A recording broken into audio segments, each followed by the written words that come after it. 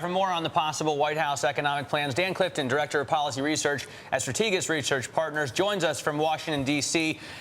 And Dan, you have actually a pretty interesting take on the fact that you think Congress is much more anxious to get through some more stimulus, even if it's covert stimulus, than the administration is.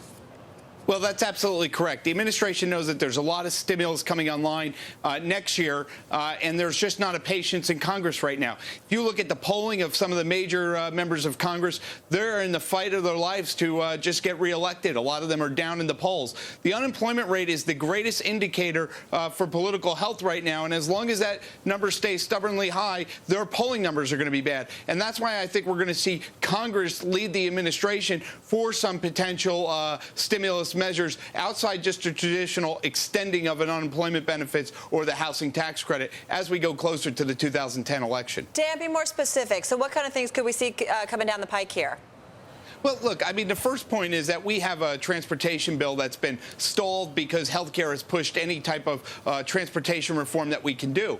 So you see the Transportation Committee chairman in the House really pushing forward to doing that, and the administration tended to acknowledge that might be one way to do it. But I would argue that that's probably the wrong policy to have. We have so much infrastructure and about $28 billion of additional transportation money in the first stimulus package that's going to take a year to get out. So if that's the way to do this, that's not the right policy. I would say that there's unfinished business from the first stimulus, such as a net operating loss provision, which would allow companies to carry back their losses for 5 years rather than 3 years. That would take direct money and pump it into companies so that they can make investments and start creating jobs. That is one option that would be a serious consideration if we're going to move just beyond the extension of traditional stimulus measures.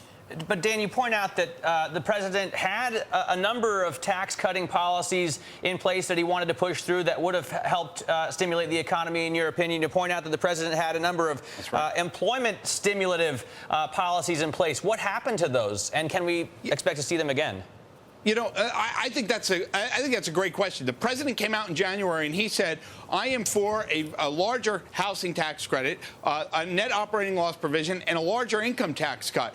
But because of the size of the package, on the final day before it passed Congress, it actually got reduced to basically much smaller initiatives, and some to the point of where it's meaningless. And the stimulus was really supposed to be a two-front war. First, in 2009, you deliver these massive tax cuts. In 2010, the government spending would be able to come in.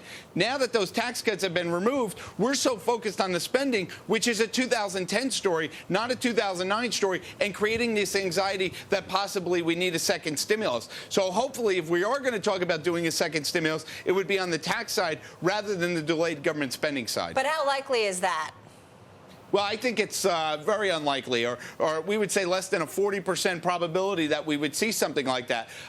You know, all the discussion right now is on extending the existing provisions as well as doing some additional government spending that's already in the hopper. The caveat that I would say to that is if the unemployment rate continues to go up. And the challenge with the unemployment rate is not just getting positive job creation, it's about getting 150,000 to 200,000 jobs a month. What that means is that we would need to see initial unemployment claims around 375,000 on a weekly basis. Right now, we're averaging about 540, 550,000.